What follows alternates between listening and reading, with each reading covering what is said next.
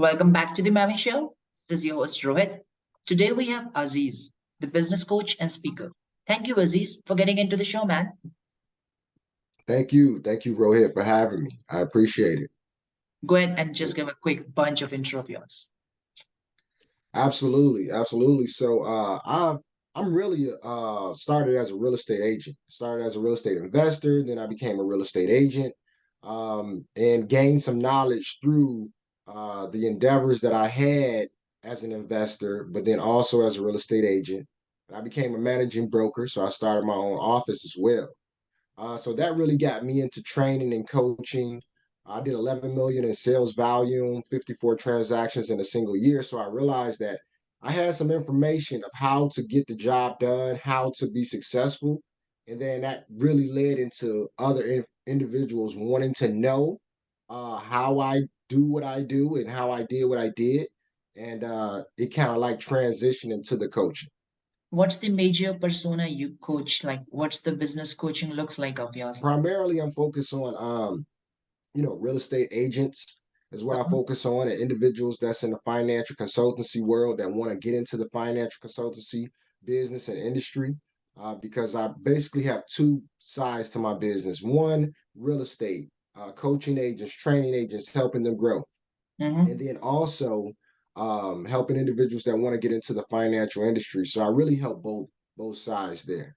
How to get started into the real estate with no money? How to get started in real estate with no money? Well, it's various ways. When you say no money, see, there's programs that are called down payment assistance programs that can help individuals with their down payments, so that they don't have to bring any money for down payment. But when you purchase a house, there's also what's called closing costs. So you have a down payment and you have closing costs because you got to pay all the fees and Uncle Sam, the taxes and things of that nature. And together, between the down payment and the closing costs, together, it's funds to close. So if you have a down payment assistance programs that covers your down payment, but then you have closing costs, right? Well, you can negotiate for the seller to give you what's called a closing credit to cover your closing costs. And that's one way that you can come to the table without any money, potentially. Okay. Mm-hmm. There's other ways individuals do wholesaling, is another method, right? To where they Airbnb. can get into real estate. Well, not just Airbnb. So wholesaling will be individuals that may have some equity in the property, Uh-huh. but maybe they're going through a foreclosure, they're in pre-foreclosure, behind on a mortgage or something of that nature. Maybe they have the house paid off. And Uh-huh. there's a method of they can, connect with the seller. Individuals can connect with the seller to market that house. But now in a lot of states, a realtor still has to be involved. So that's another way through wholesaling that individuals can get into real estate without any investment. When you talk about the Airbnb, Mm-hmm. there are some individuals that take on the mortgage and kind of like, hey, I'll rent this place from you Yeah. if you allow me to sublet it, right? And then they'll go the Airbnb route because maybe they're renting for 1,500, but maybe it's in a prime location, and Yep. they can, make more than 1,500 a month just Mm. from Airbnb in it. So that's another way as well, without having any money invested. But I think if you want to play big, you need money, Well, obviously. I mean, you could play big without money, right? But it's probably going to be in the sense of angel investors, right? If you find a great deal and there's individuals that have money to invest Mm-hmm. and they're looking for a great deal, where you could be the one that brings that deal to the investors, and they put in the money to facilitate that deal, and you don't invest anything. But when the profits and the property sold or whatever the case may be, then when the profits come, you can receive a portion of those profits, but you didn't invest a dollar. But getting an angel investors is not an easy shit. Nothing in life is easy, but everything is easy, Yeah. right? So Yeah. it's not it's not hard to do, but if you have the connections already with those individuals, then that would Uh-huh. be great. If you don't have the connections with those individuals, I would say go find the deal, Mhm. and then go and you'll find the investors. If it's a good deal, you'll find investors. So it's a level of work that has to be put into, I think, everything that we do. Some people can say, hey, it's going to be easy for you to start a podcast, right? But yes, it's for the most part, we can jump on a Zoom and right. But to create a successful podcast, that's like, so everybody can do everything, but Yeah, there's going to be a level of work to reach yeah, the yeah, level of success that we want. And it's the same in every business, yeah. right? Yep. How partnerships and collaborations work in business. It could be, and it could be different for every business, but for the most part, exposure is major, right? Partnering and collabing with other individuals opens up exposure in one individual's network and another person's network, and it crosses them and brings them together, right? So it's a way of leveraging each other, right, to bring exposure. It might also be resources, Uh-huh. right? We come from where the country was at one point years ago before money. There was called barter and trade. I would trade Hmm. my cows for your pigs, my That's real. horses for your corn, Yeah, barter right? system. So yeah, it's still the same thing where you can experience barter and trade. Maybe they have a service that they can offer, and you have a service that you can offer. And instead of cash being exchanged, we just help each other out. So, Yep.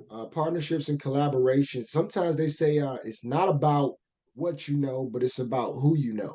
Yeah. That's a saying that they have, right? And those partnerships and collaborations can help you to know more people and for more people to know you as well. And we use that word a lot. We say merge ecosystems. Yeah. How can we merge ecosystems, right? That's another way of phrasing it. Absolutely. What do you think, like, why networking is important? And I mean, so that kind of feeds into the question you asked before about partnerships and collaborations, Yeah. right? Yeah. In order to have the partnerships and collaborations, you actually have to meet with people.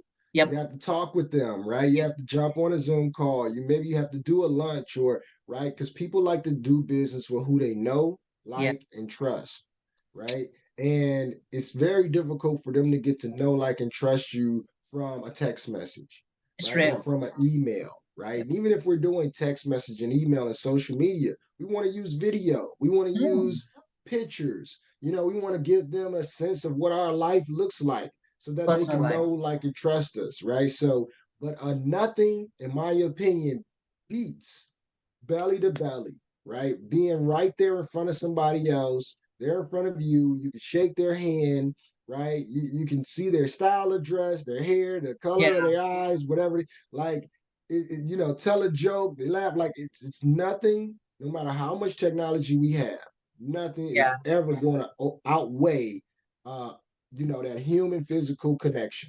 What's the difference between the business credit and business loan, and what you recommend? Yes. So, yeah, on the financial consultancy side of things, um, a lot of people will come to me and they say, "Hey, Aziz, I want some business credit," but I have to ask them and I have to explain the difference between the two because most times they want a business loan, Yeah. okay, because they need something immediate. They're looking to build. They're looking to take that capital and use it as leverage because money is just a tool, Mm. right? And they're looking to use that as leverage to launch their business or expand their business, right? So in that case, you're looking for an immediate influx of cash into your business. You're looking for a business loan or business line of credit, okay? Uh, but business credit and building business credit. See, this can come in the form. This is actually because your business has a credit score very Mm. much like your Social Security has a credit score. Your EIN number has Yeah. a credit Yeah. score, right? It's different from the personal. So um, you have to build that, and that might be through vendor lines of credit. That might be through business credit cards, and it Uh-huh. might be through business loans, right? But what's very important in that most people don't understand this because they think if they go out and they get a business loan or they go get a business credit card or a business vendor line of credit, they think that they're building business credit. Not necessarily, because 90% of the vendors do not report to the business credit bureaus, Yeah. right? It's only about 10% that actually do. So going to get a business credit card doesn't necessarily mean that you're building business credit, right? So you have to be very strategic because we see what happens with our personal credit cards. And every personal credit card we have, basically every loan we get, it goes and it starts reporting to our personal credit under our social security number. That is not the case when it comes to building business credit, right? So you got to be very particular on the cards that you get to in loans that you get to build if the purpose is to build business credit, because you don't want to just take on debt for your business but not build the business credit at the same time, because now the business is taking on debt but you're not building a score, which means you can't really leverage your business to get more capital and more leverage like you really want to because your Yep. score is not growing. Yep. So it's two different things for sure. And what do you recommend? Want to go for business loan or business credit? It depends on that person's situation. If they need an immediate influx of cash right then and there, then I say, hey, look, maybe we need to look at a startup business loan, startup capital loan. If they say, hey, well, I don't really need an immediate influx of cash, but I want to start building up my business credit. So when it's time for me to get a loan, I can get that loan solely under my business EIN number, completely separate from my social security number. I want to Uh-huh. prep myself and prepare myself and build my business to the level that I want it to be now. So when that time comes, I'm ready. Then we look at building business credit. If they need cash now to expand, we look at a business loan, business Oh, startup capital loan. so how to grow and scale a business? I guess it all depends on the type of business that you have. That's when I'm coaching and I'm mentoring, I really break down an individual's particular business Hmm. and see what they do in their business. But I guess if I was saying it in general, find a way to duplicate. Find a way to duplicate yourself, because it would be great if we had 10 of us. It would be great if we had 20 of us. So find a way to duplicate yourself because we only have 24 hours in a day. So how can I duplicate myself to get more out of this day, right? How can I get more eyes on my business, right? A lot of people are thinking, how can I make money? But that's not where they should start. They should really start on uh, how can I create more exposures to my business, right? And if I can do it as cheap as possible, or as free, or as cost effective as possible, right? Then that's going to maximize my exposures and reduce my cost Hmm. to operate my business. It's just like a billboard, a sign on the side of a bus, a commercial that's running. You got to be in the face. We all have to be in the face of our consumers to let them know that we're there and we're open for business. And that's how we're going to scale and grow our business. Because everywhere we look, if there's individuals watching this call right now, they'll probably look around a room and there's some type of brand in front of them. There's a brand right here on this laptop. There's a brand sitting right here on my desk, right? Hmm. I'm looking at your hat. Your hat has a brand on it. There's a brand everywhere we look. So there you go, right? Brands, right? So like we're fighting the noise because everywhere we look, there's so many brands that we block them out. We don't Yep. even recognize them anymore because they're everywhere. On the Hmm. side of buses, driving down the street, on our backpacks, everywhere, right? If we look at the radio in our car, it probably has a brand name of that radio, manufacturer. Our Yeah. car is a brand name, right? Yeah. So we have to stay in front of the consumer and fight against all these other brands to gain and grab attention. That's why these companies pay so much money to put their ads on the Super Bowl or the NBA championship because Yep. they know a lot of people are going to be watching, and that's a chance for everybody to see their brand. So, do you have any best advice for any business owner? One of the biggest things, that I see in business, entrepreneurs that want to become business owners or beginner entrepreneurs, is that a lot of times they aren't very clear. They're not very clear on their mission. Put together a mission statement, put together a goal. The other thing, and get very clear about what you want to do, very intentional, not so broad range, like really narrow it down what you're going to be good at. Don't be a jack of all trades, be the Yep. master of something.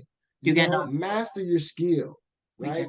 can. So that's very important, is to get very clear and then understand it may not, your business may not take off in the first 6 months. It may not take off in the first 6 days, 6 weeks, 6 months. It might take 6 years, right? Understand that if you're doing something, do not do it temporarily. Understand you have to be married Long term. to your industry, to your craft, right? It takes about 5,000 hours to become an expert in anything, right? So you're talking about, was it 5 or 7 years? So you have to be married to your craft for you to become good at it. The Yeah. worst thing that they can do is start, stop, and try something else. Start, stop, and try something else. Figure out what you want to do, stick with it, go hard, no matter the rough times, good times, the ups, the downs, keep going, Yep. persevere, and push through. That's all, Aziz. Well, man, it was good to talk to you and having you into the show, man. And thank you so much for having into the show and sharing these insights, you know. Man, absolutely. Thank you for having me. Die Hard Friends, I'm gonna be looking for the brand. Yeah, I Yeah, gotta get it's me one real. of those hats. I got another clothing line too. It's called Beast Mode 1440, right? So I should have wore my shirt here as well. No, I think we will be distributing the merch of Die Hard Friends and Mavenwit into the upcoming couple of 10 when we cross 10,000 subscribers on the YouTube. Go and check it out and like smash the like button and just subscribe to the YouTube channel and all the buttons into the podcast and so on. And we will be distributing and giving away a bunch of things in upcoming weeks and so on. Well, man, thanks, Aziz, and that's all, man. Thank you so much for having into the show. All right, thank you. Have a great day.